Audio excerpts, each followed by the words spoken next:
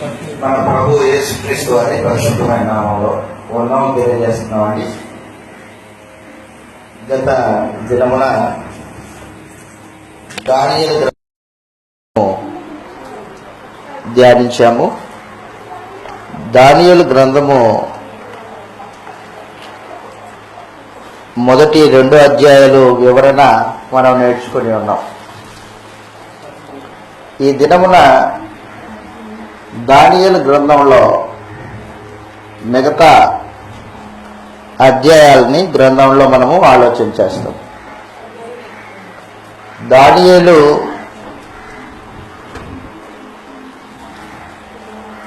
దేవునికి బహుప్రియుడైన వ్యక్తి.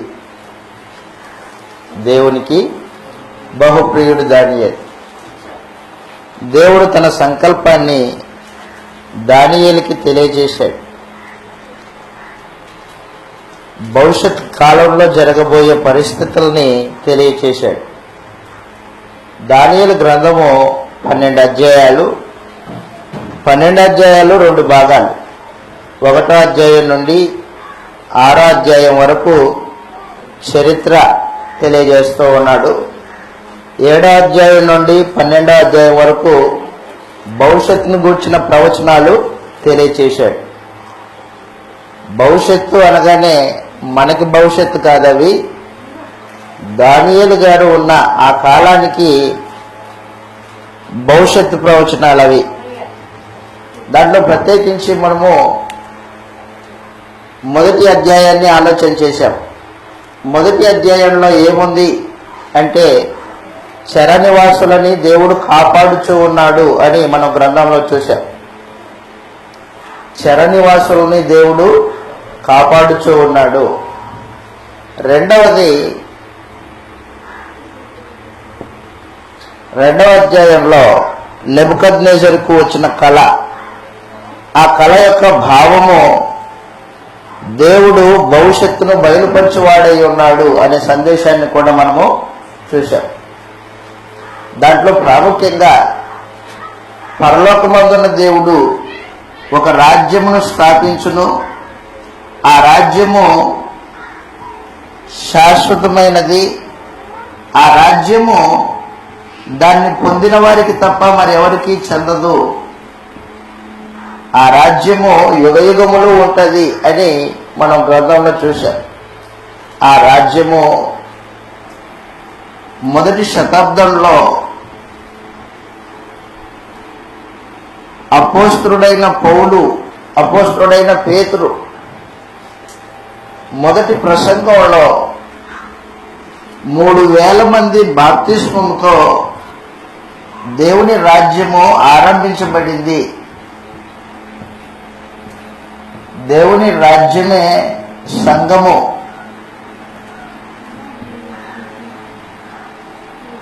ఆ దేవుని రాజ్యానికి రాజు క్రీస్తు ప్రభు.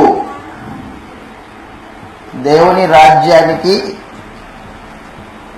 రాజు యేసుక్రీస్తు. దావీదు సంతానంలో నుండి పుట్టినవాడు, దావీదు సంతతిలో నుండి వచ్చినవాడు ప్రభు అయిన యేసు. ఈ రాజ్యము ఆత్మ సంబంధమైన రాజ్యం.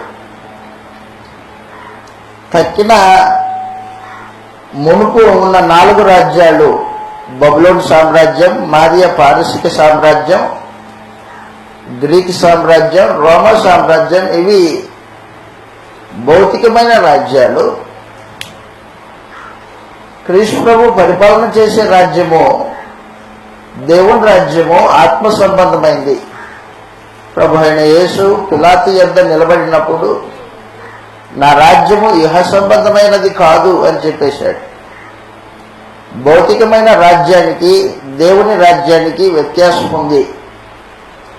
భౌతికమైన రాజ్యంలో అధికారాల కొరకు ప్రాకులాడే మనుషులు ఉంటారు.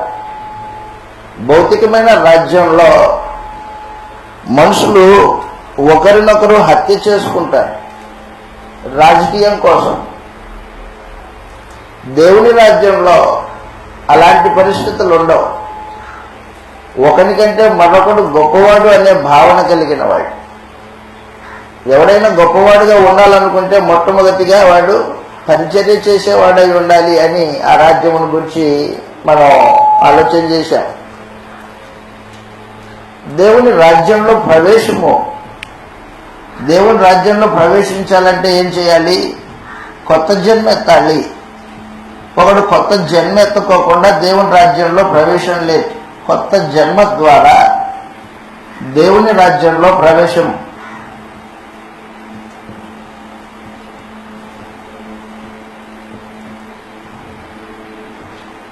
కొత్త జన్మ దేవుని వాక్యం అనే బీజానికి పుట్టడం. దేవుని వాక్యం అనే బీజము అక్షయ బీజం. అది దేవుని వాక్యం అనే బీజమునకు పుట్టడము కొత్త జన్మ.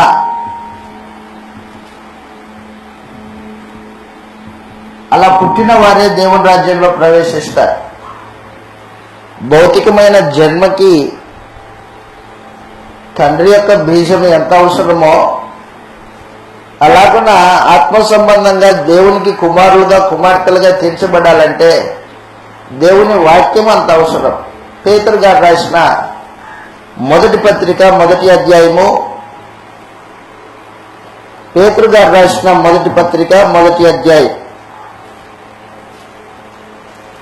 ప్రత్యేకించి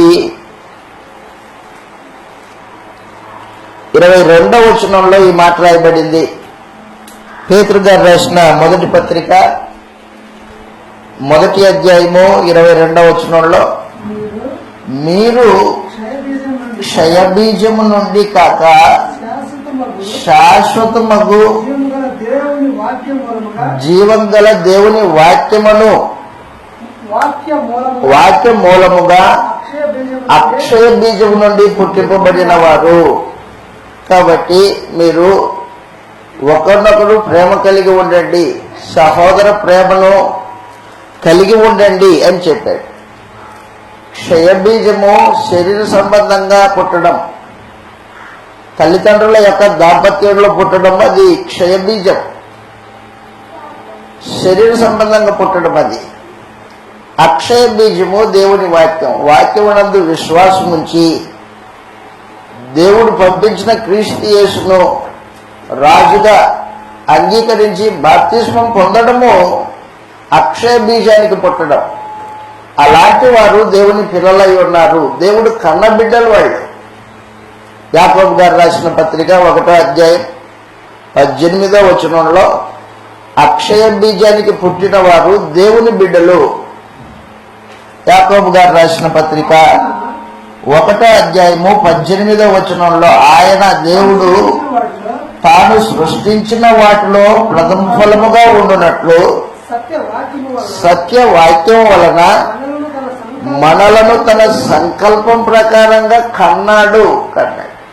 దేవుని కన్నబిడ్డలు సంఘం. ఆ సంఘమే దేవుని రాజ్యం. ఆ రాజ్యానికి రాజు ప్రభు అయిన యేసు, ఆ రాజ్య ప్రజలు వాక్యమనే బీజానికి పుట్టిన వాళ్ళు. యేసుక్రీస్తుని రాజుగా అంగీకరించిన వాళ్ళు. ఆ రాజ్యం, ఆ రాజ్యము ఆకాశం ఉన్నంత వరకు ఉంటుంది, చంద్రుడు ఉన్నంత వరకు ఉంటుంది.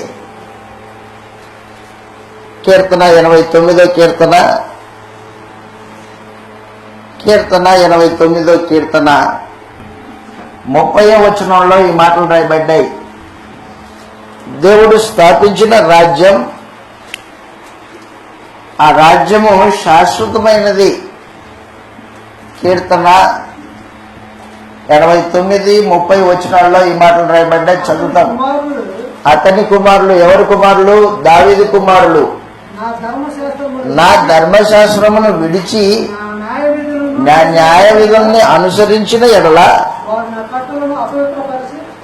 అనుసరించని ఎడల నా కట్టలను అపవిత్రపరిచి నా ఆజ్ఞలను గైకొనని ఎడల నేను వారి తిరుగుబాటును దండముతో శిక్షించదను, వారి దోషములను దెబ్బలతో వారిని శిక్షించదను, కానీ కృప ఎడముగా చేయను. అబద్ధికుడైన నా విశ్వాసతను విడిచిపెట్టను, నా నిబంధనను రద్దుపరచను. నా పెదవుల గుండా దావీదుతో ప్రమాణం చేశాను, మార్చను. అది బాగుర్తు పెట్టుకో, అతని సంతానము శాశ్వతమైన సంతానం. దావీదు సంతానం శాశ్వతమైంది, అతని సింహాసనం కూడా శాశ్వతమైంది. దావీదు సంతానంలో పుట్టిన యేసు ప్రభువు శాశ్వతమైన వాడు. యేసు ప్రభువు పరిపాలన చేసే రాజ్యము కూడా శాశ్వతమైందే.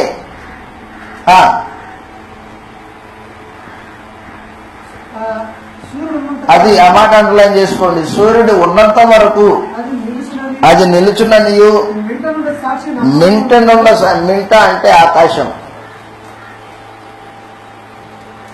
నింగి ఆకాశానికి పర్యాయ పదం. మింటనున్న సాక్షి అంటే ఆకాశంలో కలిగి ఉన్న సూర్యచంద్రులు శాశ్వత కాలం ఉంటారు కాబట్టి వాటిని సాక్ష్యాధారాలుగా పెట్టాడు. మింట నుండి సాక్షి స్థిరముగా ఉన్నట్టు నేను దావీదుతో అబద్ధమాడను అన్నాడు. కాబట్టి దేవుని రాజ్యము శాశ్వతమైన రాజ్యం. ఆ రాజ్యము నీతి న్యాయములు కలిగిన రాజ్యం. అన్యాయాలు దుర్నీతి కలిగిన రాజ్యం కాదు అది. క్రీస్తు సంఘం నీతి న్యాయములతో కూడుకున్నది. నీతిమంతులు ఉండే రాజ్యం అది, అపవిత్రులు ఉండే రాజ్యం కాదు. యెషయా గ్రంథం 35వ అధ్యాయం, యెషయా గ్రంథం 35వ అధ్యాయంలో ఈ మాట మనం చదువుతాం. అపవిత్రులు పోయే మార్గం కాదది. యెషయా గ్రంథము 35వ అధ్యాయము 8వ వచనంలో ఈ మాట రాయబడింది.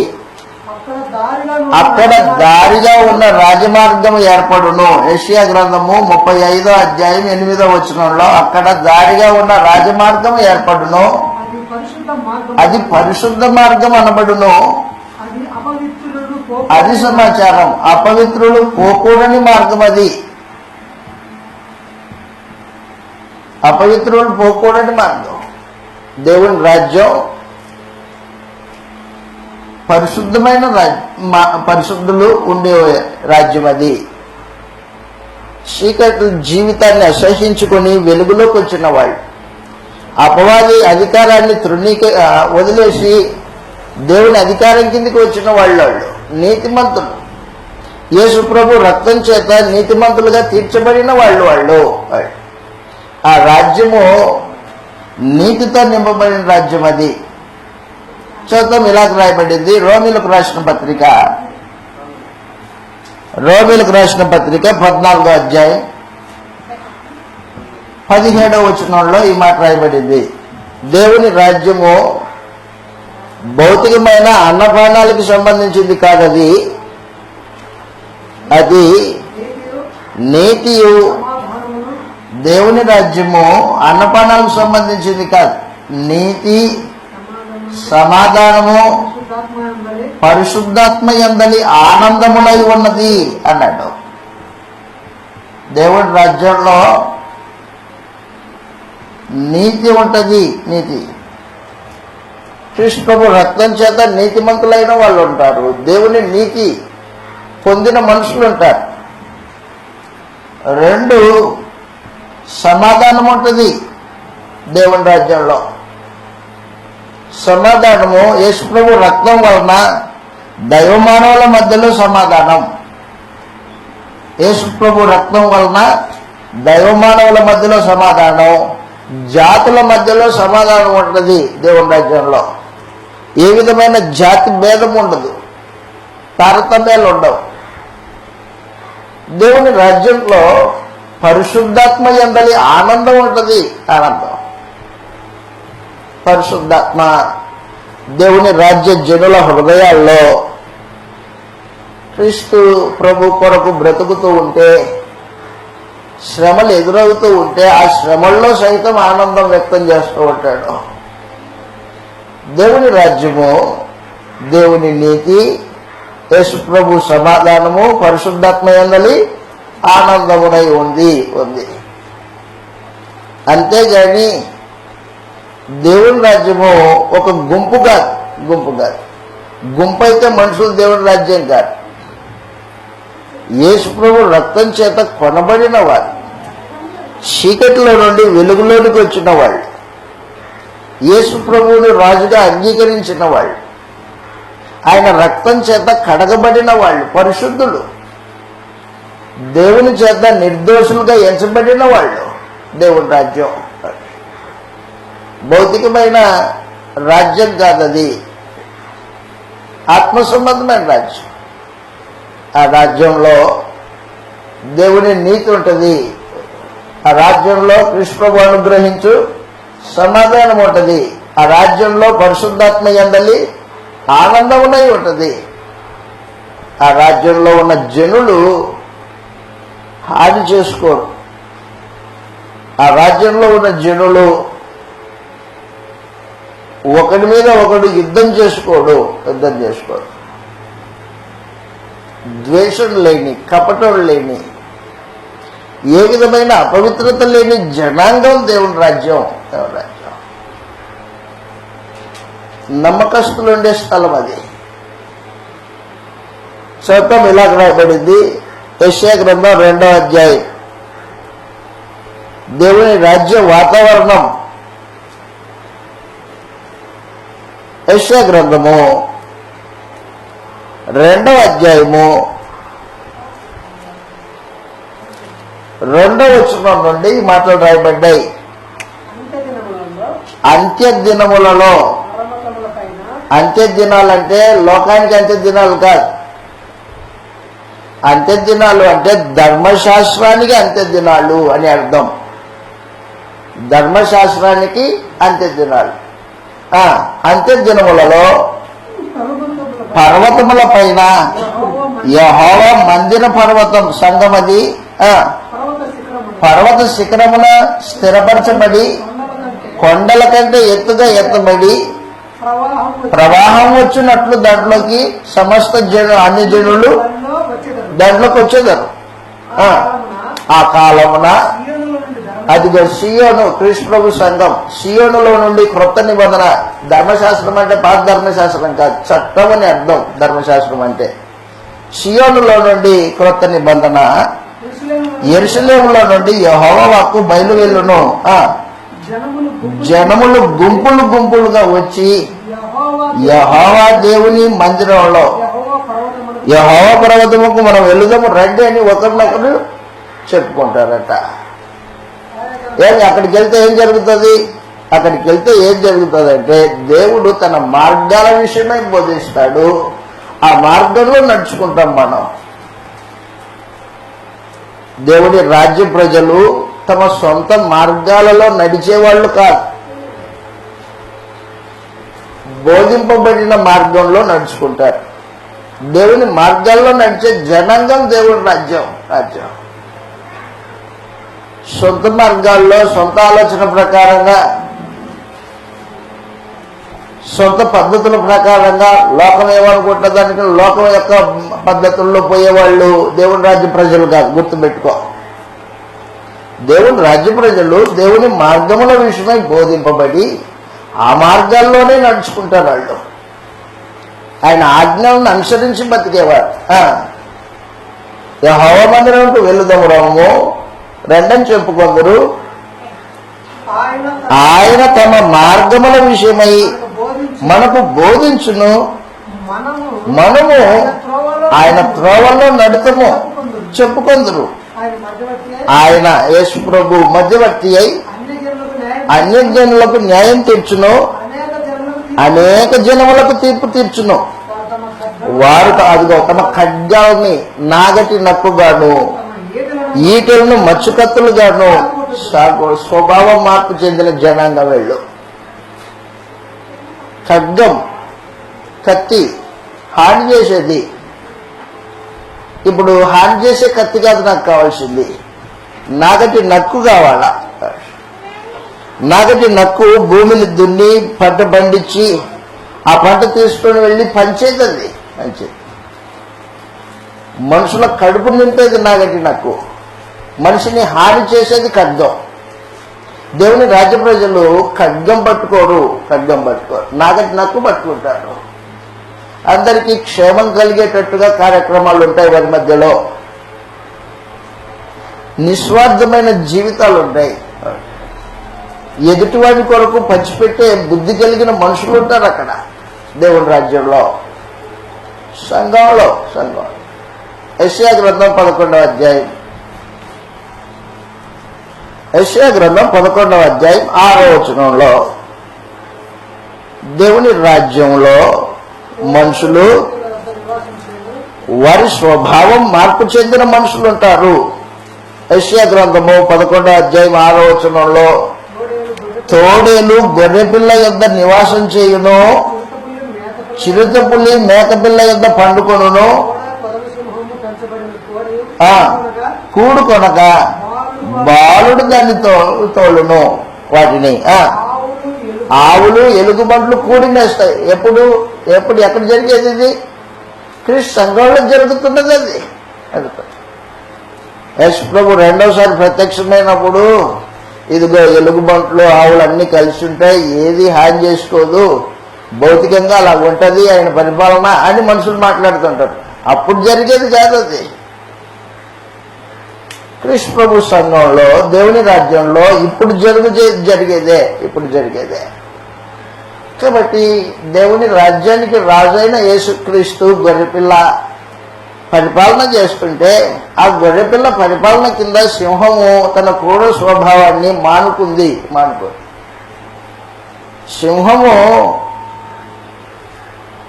ఆవు గడ్డి మేసినట్టు సింహం కూడా గడ్డి మేస్తుంది. ఒకే మేత. మత మాంసాలు తినే సింహం ఇప్పుడు గడ్డి తింటది అందరితో పాటు. గొర్రెపిల్ల రాజా ఏర్పాటు చేస్తున్న పరిస్థితి అది. కాబట్టి దేవుని రాజ్యమును గూర్చి దానియేలు గ్రంథం 2వ అధ్యాయంలో దేవుడు వివరించాడు. ఆ రాజ్యం అంట మహాబ్రహ్మాండమైంది, భూలోకమంతా వ్యాప్తి చెందింది అన్నాడు. దానియేలు గ్రంథం 2వ అధ్యాయంలో దేవుని రాజ్యము విస్తరణ గురించి మాట్లాడాడు. అది ఒక స్థలంలో ఉండేది కాదు. ఆ రాజుల కాలం 44వ వచనం 2:44. ఆ రాజుల కాలంలో పరలోకమందున్న దేవుడు ఒక రాజ్యమును స్థాపించును, దానికి ఎన్నటికీ నాశనం కలగదు, మరి ఎవరికి చెందదు. కరెక్ట్. ముందు చెప్పిన రాజ్యములన్నిటిని పడద్రోసి నిర్మూలం చేయును, యుగముల వరకు నిలుచును. చేతి సహాయం లేక పర్వతముల నుండి తీయబడిన ఆ రాయి ఇనుమును, ఇత్తడిని, మట్టిని, వెండిని, బంగారమును పగలగొట్టక తమరు చూచితిరే. ఇందువలన మహాదేవుడు ముందు జరగబో సంగతిని రాజునకు తెలియజేసి ఉన్నాడు. కళ నిశ్చయము, దాని భావము నమ్మదగింది అని చెప్పేశాడు. 37వ వచనం, దానియేలు గ్రంథం 2వ అధ్యాయం 37వ వచనంలో రాజా పరలోకమందున్న దేవుడు రాజ్యమును అధికారమును ఉన్నాడు. క్షమించండి, 35వ వచనంలో 35 అంతటా ఇనుమును మట్టియు ఎత్తివేయబడి ఏకముగా దంచబడి కళ్ళములోని చెత్త వలె కాగా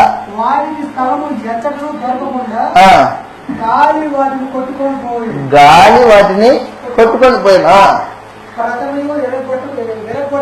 ఆ రాయి ప్రతిమను ప్రతిమను విరగొట్టిన ఆ రాయి సర్వభూతలమంత పర్వతమైంది. అది భూతలమంత మహాపర్వతం కృష్ణ ప్రభు రాజ్యం. కాబట్టి దానియేలు 2వ అధ్యాయంలో దేవుడు ఆత్మ సంబంధమైన రాజ్యం గురించి తెలియజేశాడు. భౌతికమైన రాజ్యాల గురించి చెప్పింది అయిపోయిన తర్వాత వాటికి మించింది, వాటినన్నిటికీ నలగగొట్టి పిండి చేసి గాల్లో కలిపేసే శక్తివంతమైన రాజ్యం కృష్ణ ప్రభు పరిపాలన చేసే రాజ్యం. ఆ రాజ్యం అది భౌతికమైనది కాదు, ఆత్మ సంబంధమైనది. ఆ రాజ్యపు వాతావరణం, ఆ రాజ్యపు జనులు, ఆ రాజ్యంలో ఉన్న నీతి సమాధానం, ఆ రాజ్యంలో ఉన్న సమానత్వం హాని చేయని స్వభావం, చెడుతనం లేని, అపవిత్రత లేని పవిత్రమైన నీతివంతమైన జనాంగం ఉండే రాజ్యం దేవుడి రాజ్యం. భౌతికమైన రాజ్యాలకు సంబంధించింది కాదు దేవుని రాజ్యం. భౌతికమైన రాజ్యాల్లో ఏముంటాయి మనందరికీ తెలుసు. అధికార దాహం ఉంటుంది భౌతికమైన రాజ్యాల్లో. గొడవలు, ఒకటి మీద ఒకటి దూషణ, ఒకరిని అణిచి మరొకడు పైకి ఎక్కి గద్దెనెక్కే ఈ దౌర్భాగ్యమైన బుద్ధి భౌతికమైన రాజ్యాల్లో ఉంటుంది.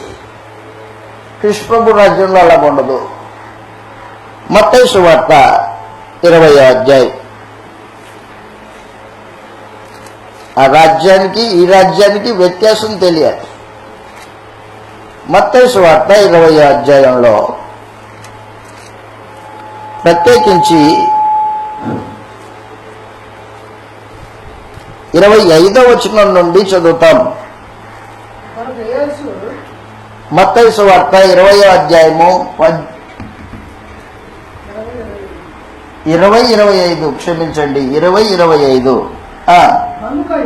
గనుక యేసు తన యొద్దకు తన శిష్యుల్ని పిలిచి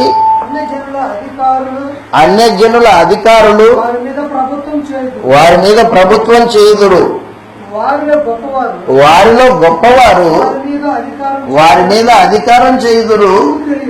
మీకు తెలియదు, మీలో అలా ఉండకూడదు. అదిగో దేవుని రాజ్యంలో అలా ఉండకూడదు. ఎవడైనా గొప్పవాడుగా ఉండాలనుకుంటే ఏమవ్వాలా? వాడు మీ పరిచారకుడై ఉండాలి, సర్వీస్ చేయాలి. సేవ చేసేవాడే దేవుని రాజ్యంలో గొప్పవాడు, కానీ సేవ చేయించుకునేవాడు దేవుని రాజ్యంలో గొప్పవాడు కాదు. అధికారం చలామణి చేసేవాడు దేవుని రాజ్యంలో గొప్పవాడు కాదు.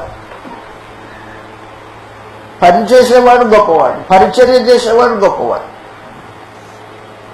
కాబట్టి దయచేసి గుర్తుపెట్టుకో, భౌతికమైన రాజ్యాలలో అధికారి గొప్పవాడిగా ఉండి 10 మందిని కంట్రోల్ చేస్తూ ఉంటాడు, అజ్జయ్ ఇజ్జయ్ అంటుంటాడు. అది భౌతికమైన రాజ్యం. అది దేవుని రాజ్యం అలాంటిది కాదు. దేవుని రాజ్యంలో తాను ఫస్ట్ పని చేస్తాడు, పరిచర్య చేస్తాడు. అందరికీ సేవకునిగా పనిచేస్తూ ఉంటే అందరూ అతన్ని చూసి అతని మాదిరిని అనుసరిస్తాడు. అలాంటి వాడు దేవుని రాజ్యంలో గొప్పవాడు.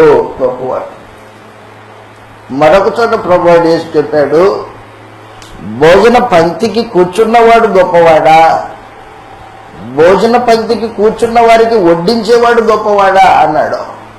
మీకేమిటి తోస్తుంది? అయ్యా పంక్తిని కూర్చున్నవాడే, అది భౌతికమైన ఆలోచన.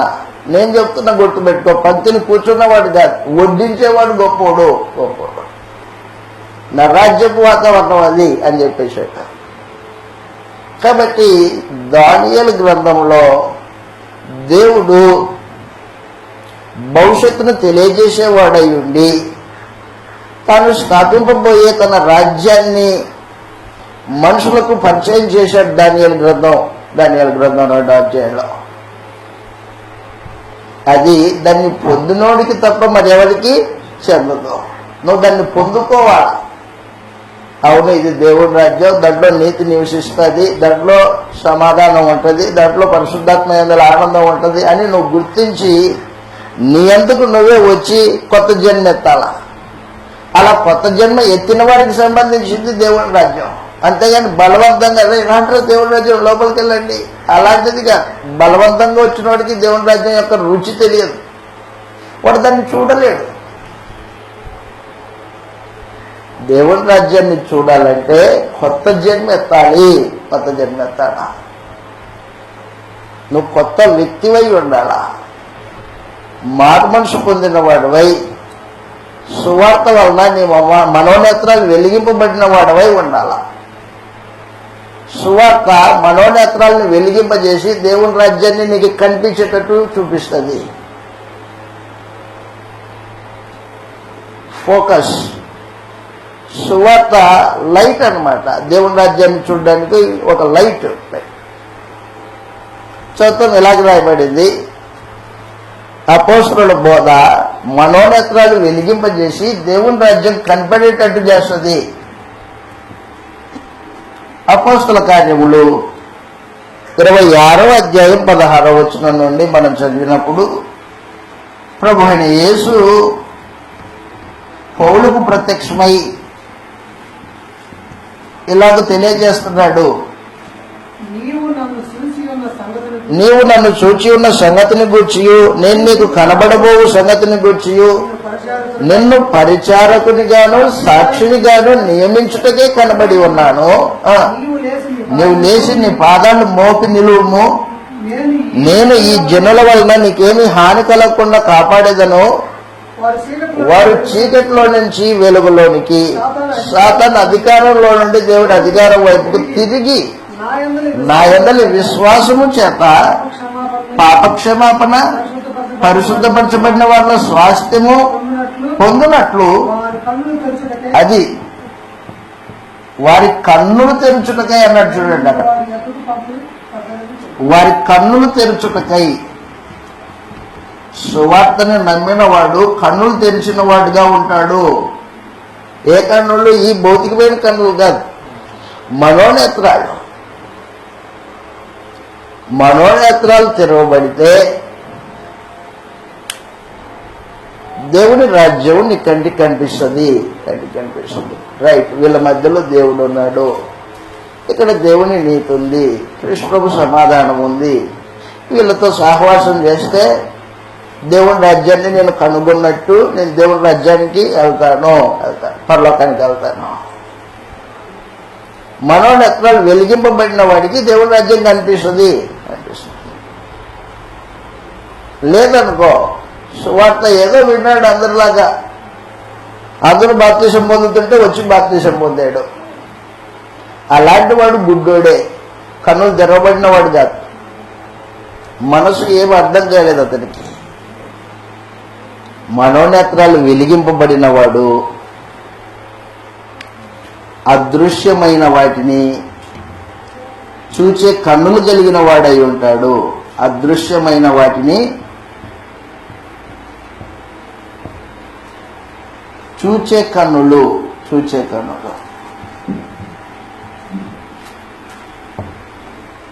అదృశ్యమైన వాటిని చూస్తుంటాడు. అదృశ్యమే అంటే కంటికి కనిపించవు, కానీ అతనికి కనిపిస్తాయి. ఎలా కనిపిస్తాయి? మనసుతో చూస్తాడు. ఇప్పుడు మనోనేత్రంతో చూస్తాడు.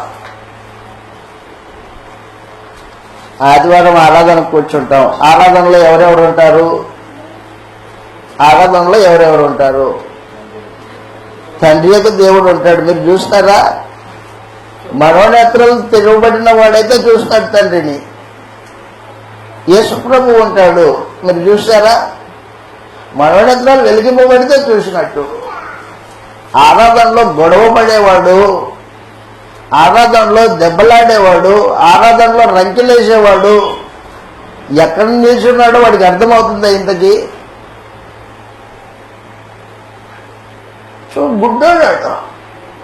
గుడ్డోడు. ఆరాధనలో దేవుడు ఉన్నాడని, ప్రభు అయిన యేసు ఉన్నాడని గుర్తెరిగి మర్యాదగా ప్రవర్తించేవాడు మనోనేత్రాలు వెలిగింపబడిన వాడై ఉంటాడు. లేకపోతే మనుషుడు గుడ్డివాడే. ఏం మాట్లాడుతున్నాను నేను ఆరాధనలో, ఎవరి ఎదుట మాట్లాడుతున్నాను, ఎవరి ఎదుట నిలబడి ఉన్నాను అనేది అవగాహన లేనివాడు గుడ్డివాడు. మనోనేత్రాలు వెలిగింపబడలేదు వాడికి. కాబట్టి దేవుని రాజ్య ప్రజలు సువార్త వలన కన్నులు తెరుచుకున్న వారై అదృశ్యమైన వాటిని చూసే కన్నులు కలిగిన వారై ఉంటారు వాళ్ళు. ఎఫెసు పత్రిక 1:17. ఎఫెసీయులకు రాసిన పత్రిక 1వ అధ్యాయము 17వ వచనంలో ఈ మాట రాయబడింది. మరియు మీ మనోనేత్రములు వెలిగింపబడి ఉన్నందున, అదిగో ఆయన మిమ్మల్ని పిలిచిన పిలుపు వలన మీ మనోనేత్రాలు వెలిగింపబడి ఉన్నందున దేవుడు మిమ్మల్ని పిలిచిన పిలుపు వలనైనా నిరీక్షణ. ఎందుకు పిలిచాడు దేవుడు మిమ్మల్ని? పరలోకం ఇస్తానని పిలిచాడు. క్రీస్తు మహిమలో నిన్ను కూడా పాలిభాగస్తునిగా చేస్తానని పిలిచాడు. మిమ్మల్ని పిలిచిన పిలుపు యొక్క నిరీక్షణ ఎట్టిదో, ఆయన పరిశుద్ధులలో స్వాస్థ్యం యొక్క మహిమైశ్వర్యం ఎట్టుదో, ఆయన క్రీస్తునందు వినియోగించిన తన బలాతిశయం ఎట్టిదో, ఆయన చూపుచున్న తన శక్తి యొక్క మహత్యం ఎట్టిదో అది మీరు తెలుసుకుంటారు. మనోనేత్రాలు వెలిగింపబడితే తెలుసుకుంటారు మీరు. మనోనేత్రాలు వెలిగింపబడకపోతే తెలుసుకోలేరు. కాబట్టి దేవుని రాజ్య ప్రజలు మనోనేత్రాలు వెలిగింపబడిన వారై అదృశ్యమైన వాటిని చూసే కన్నులు కలిగిన వారై ఉంటారు. కాబట్టి దేవుని రాజ్యం భౌతికమైన వాతావరణంతో కూడుకున్నది కాదు, అన్నపానాలు తినిపోయేది కాదు. అన్నపానాలు తిని షేక్ హ్యాండ్ ఇచ్చిపోయేది అది కాదు దేవుని రాజ్యం. దేవుని రాజ్యంలో మనిషి మనిషికి మధ్య సమాధానం ఉంటుంది, ప్రేమ ఉంటుంది, దేవుడు అనుగ్రహించు నీతి ఉంటుంది. ఆ జనాంగం నీతి కలిగిన జనం. అంతరంగంలో నీతి, బయట నీతి క్రియలు జరిగించే మనుషులాగా. కృష్ణ ప్రభు పరిపాలన నీతిగా పరిపాలన చేస్తూ ఉంటే ఆయన జనులు నీతిగా నడుస్తూ ఉంటారు. అది దేవుని రాజ్యం. కాబట్టి నేను ముందుకెళ్తున్నా. దానియేలు గ్రంథంలో నెబుకద్నెజరుకు వచ్చిన కళ, ఆ కళ భావమును దానియేలు తెలియజేసాడు. నెబుకద్నెజరుకి తెలియజేసిన తర్వాత ఆ బబులోను రాజు అందరి ఎదురుగా దానియేలుని ప్రశంసించాడు. దానియేలుకి బహుమానాలు ఇచ్చాడు. దానియేలుకి తన రాజ్యంలో, తన సంస్థానంలో ఒక గొప్ప ఉద్యోగాన్ని ఇచ్చాడు. దానియేలు ఇంత గొప్ప మర్మాన్ని నువ్వు బయలుపరిచావే. ఇదిగో బహుమానాలు, ఉద్యోగం. కాబట్టి 2వ అధ్యాయంలో దానియేలు కళభావం చెప్పిన తర్వాత ఒక ప్రత్యేకమైన ఉన్నతమైన స్థానాన్ని ఆ రాజ్యంలో పొందుకున్నాడు. అంత మాత్రమే కాదు, దేవునికి కూడా మహిమ వచ్చింది. దానియేలు గ్రంథం 2వ అధ్యాయంలో ఈ మాటలు చదువుతాం. చివరి వచనాల్లో దానియేలు గ్రంథం 2వ అధ్యాయం.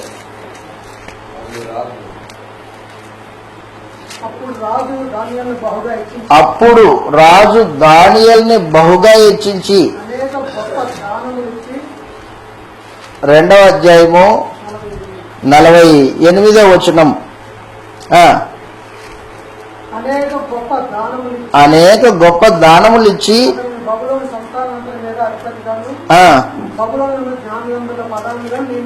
నియమించెను.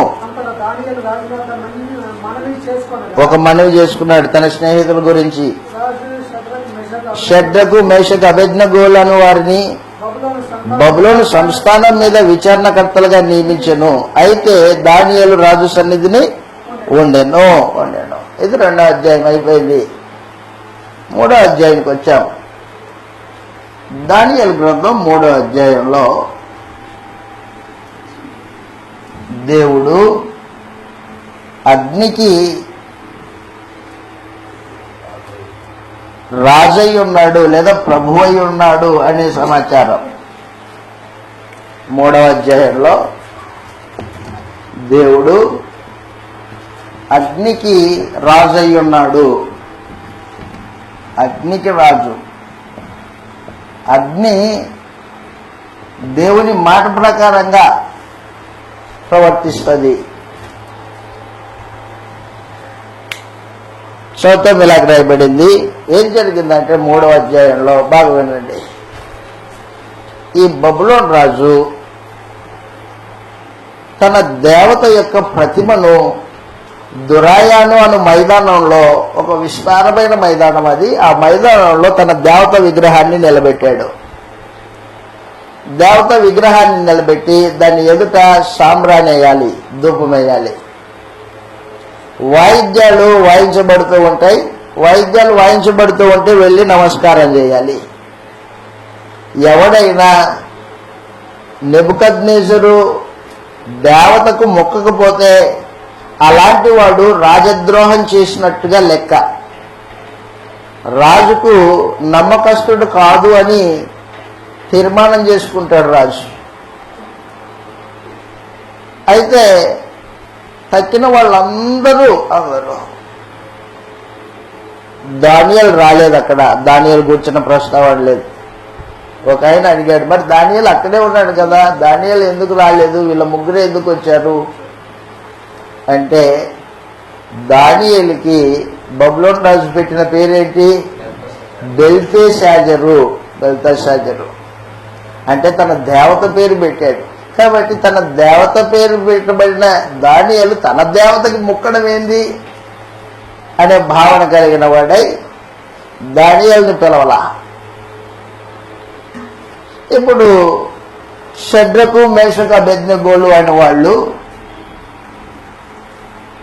దురాయాను అను మైదానంలో నిలవబెట్టిన ఆ దేవత విగ్రహానికి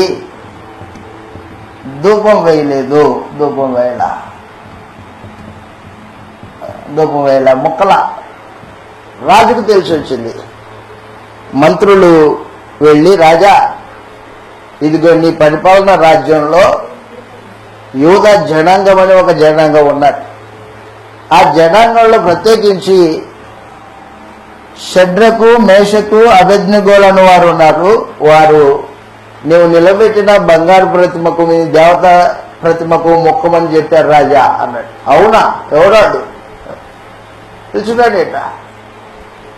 షడ్రకు మేషకు అబేద్నెగోలను వారులారా, మీ విషయమై నేరారోపణ వచ్చింది. మీరు నా దేవత ప్రతిమకు మొక్కలేదంట. చివరి అవకాశం ఇస్తున్నా.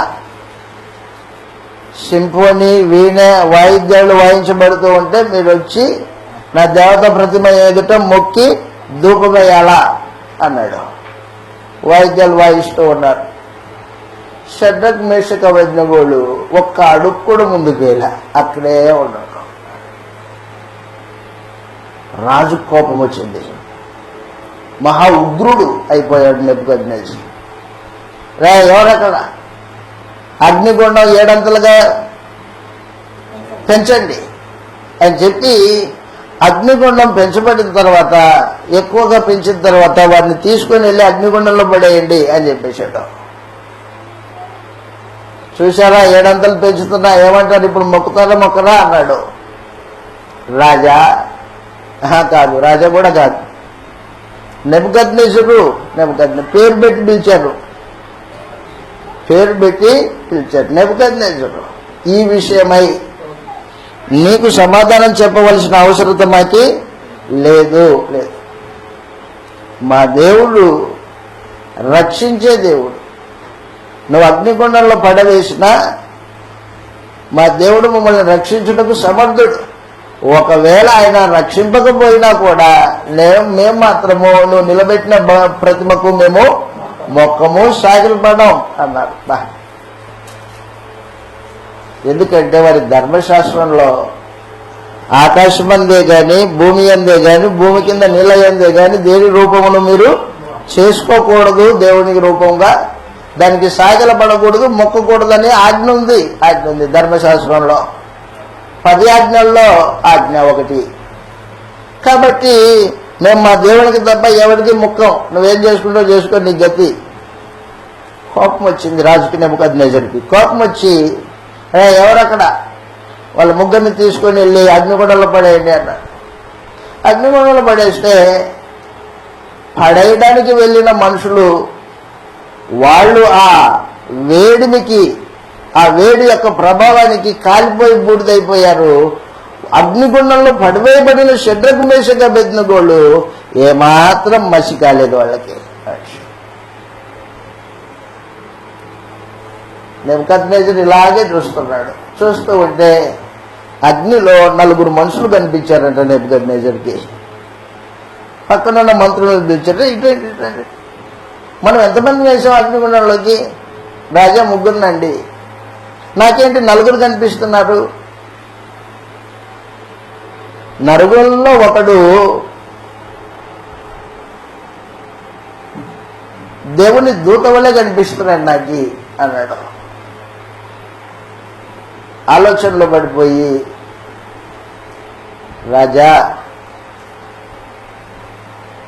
రాజు ఆలోచనలో పడిపోయి షడ్రకు మేషకు అబేద్నెగోలని వారులారా అగ్నిలో నుండి బయటికి రండి అని పిలిచాడు. రాజు పిలిచాడు. రాజు పిలిస్తే బయటకు వచ్చారు 3 మనుషులు. 4 రాలే, 3 వచ్చారు. వచ్చిన తర్వాత వారికి టెస్ట్ పెట్టాడు, పరీక్ష పెట్టాడు. ఎక్కడైనా కాలిందా లేదా చూడండి అని. కనీసం వాళ్ళ వెంట్రుకలు కూడా కాల. వారి వెంట్రుకలు, తల వెంట్రుకలు కూడా కాలేదు. వేడి వాసన కూడా రాలేదంట. మహత్తరమైన అద్భుతం. అప్పుడు రాజుకి తెలివి వచ్చింది. ఏం తెలివి వచ్చింది తెలిసిన? ఒక శాసనాన్ని చేశాడు. ఒక శాసనం 120 సంస్థానాలు కదా మొత్తం. తన రాజ్యమంతటా ఒక ప్రకటన జారీ చేశాడు. షడ్రకు మేషకు అబేద్నెగోల దేవుడే దేవుడు, వారి దేవుణ్ణి ఎవరైనా దూషించినా వాడికి తుత్తునీయలుగా చేస్తాను అని చెప్పేశాడు రాజు. దేవుడు అన్యజనుల మధ్యలో సహితము తన మహిమను కనపరుచుకున్నాడు. శౌతం ఇలాగ రాయబడింది దానియేలు గ్రంథం 3వ అధ్యాయం 1వ వచనం నుండి. గట్టిగా చదువుదాం ఒకసారి. రాజుకు నెబుకద్నెజరు ప్రతిమ ఒకటి చేయించి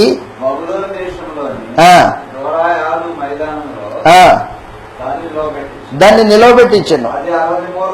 60 మూరల ఎత్తు, 6 మూరలు వెడల్పునై ఉండెను.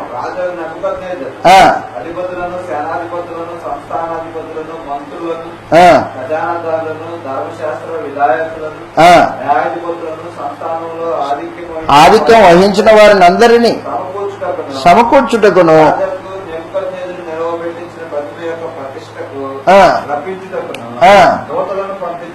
దూతలను పంపించక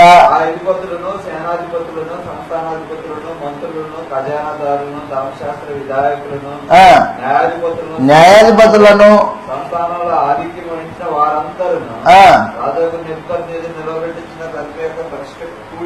కూడి వచ్చి నిలిచి ఉంటుంది.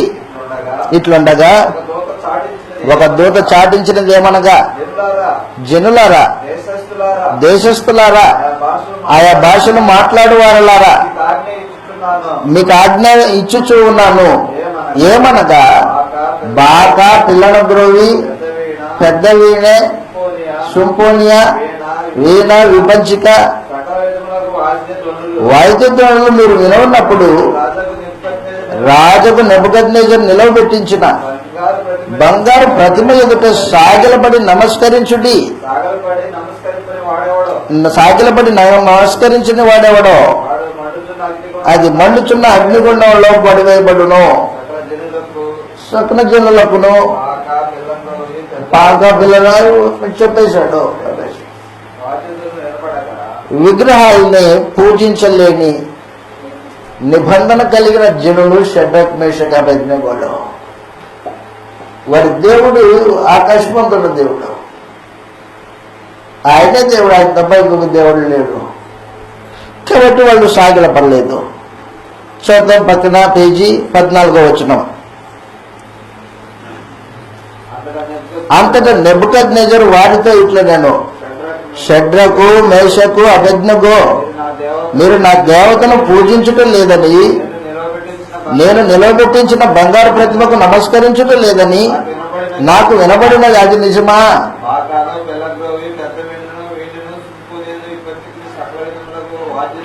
వాయిద్యదానంలో మీరు విను సమయంలో సాగిలపడి నేను చేయించిన ప్రతిమకు నమస్కరించుటకు సిద్ధముగా ఉండిన ఎడల సరే, నమస్కరించకపోతే తక్షణమే మండుచు ఉన్న అగ్నిగుండంలో వేయబడుదురు అన్నాడు. ఎక్కడున్నాడు? ప్రగల్భాలు పలికే రాజు.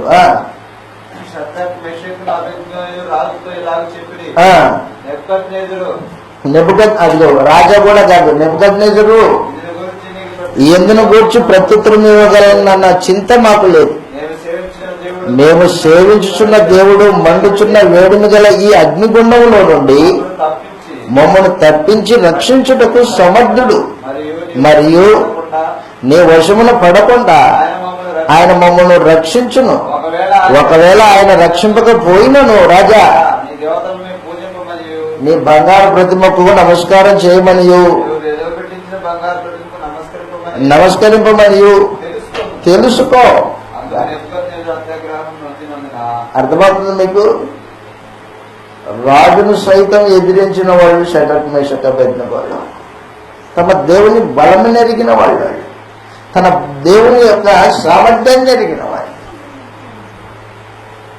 అగ్నిగుండం, అగ్ని సమస్త వస్తువుని కాల్చే అగ్ని, అది అంత సామర్థ్యం కలిగింది. కానీ ఆ అగ్నికి దేవుడు రాజు అయి ఉన్నాడు. రాజు మాట అగ్ని వింటది, అగ్ని వింటది. అగ్ని, నీలో వచ్చిన ఆ ముగ్గురు మనుషులు నా మనుషులు, వాళ్ళని కాల్చొద్దు. ఆ రోజున షడ్రకు మేషకు అబేద్నెగోలు అగ్నిలో వేయబడినప్పటికీ వారికి ఏ హాని కలగలేదు. అగ్ని బలమును చల్లార్చిన వాడు. దేంతో చల్లార్చారు వాళ్ళు? విశ్వాసం. షడ్రకు మేషకు అబేద్నెగోల యొక్క విశ్వాసము అగ్ని బలమును చల్లార్చింది. ఏం చేయలేకపోయింది ఆవిడ. అప్పుడు రాజు మాట్లాడుతున్నాడు.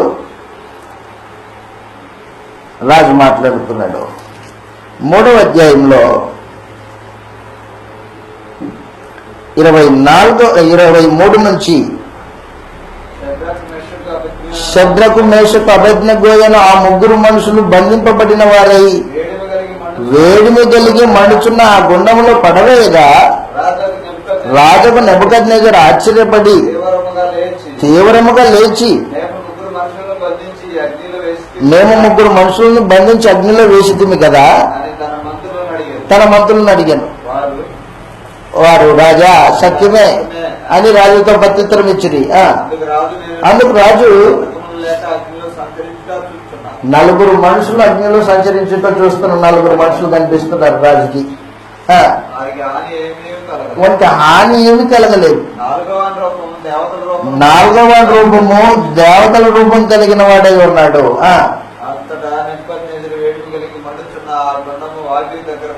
వాకిలి దగ్గరకు వచ్చి, షడ్రకు మేషకు అబేద్నెగో అను వారులారా, దేవుని సేవకులారా పిలువగా బయటికి వచ్చింది. ప్రధాన మంత్రులు కూడి వచ్చి టెస్ట్ చేశారు. వారి శరీరములకు అగ్ని ఏ హాని చేయకుండుటయు, వారి తల వెంట్రుకలలో ఒకటైనను కాలిపోకుండుటయు వారి వస్త్రములు చెడిపోకుండుటయు అగ్నివాసనైన వారి దేహములకు తలగకుండుట చూచిరి. నెబుకద్నెజరు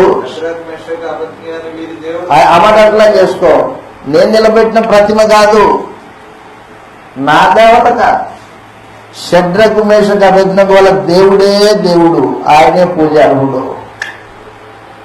కాబట్టి అన్ని జనులలో సహితము తానే దేవుడని రుజువు చేసుకున్నాడు. రుజువు చేసుకోవడానికి సాధనాలు ఎవరు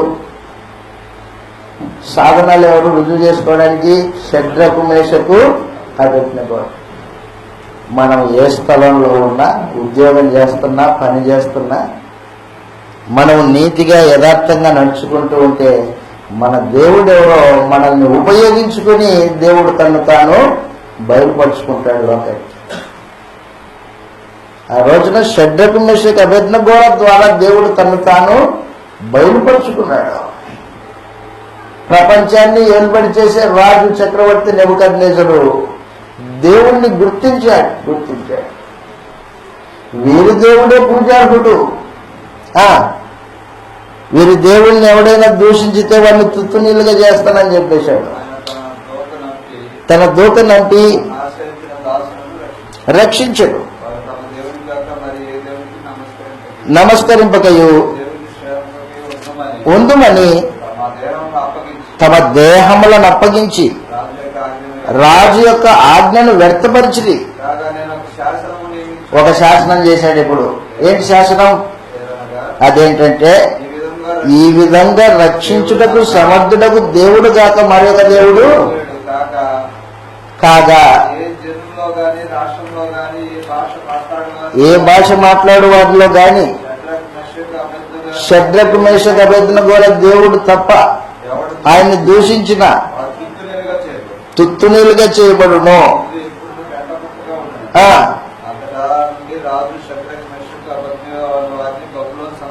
బబులోను సంస్థానంలో వారిని హెచ్చించాడు.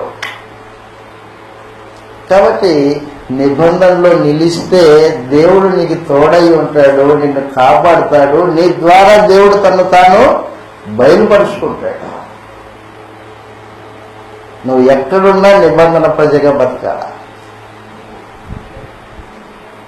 అగ్నికి దేవుడు రాజు అయి ఉన్నాడు అనేది 3వ అధ్యాయం. 10 నిమిషాలు బ్రేక్ తీసుకొని మరలా వచ్చి కూర్చొని గ్రంథాన్ని నేర్చుకుంటాం. 10 నిమిషాలు బ్రేక్.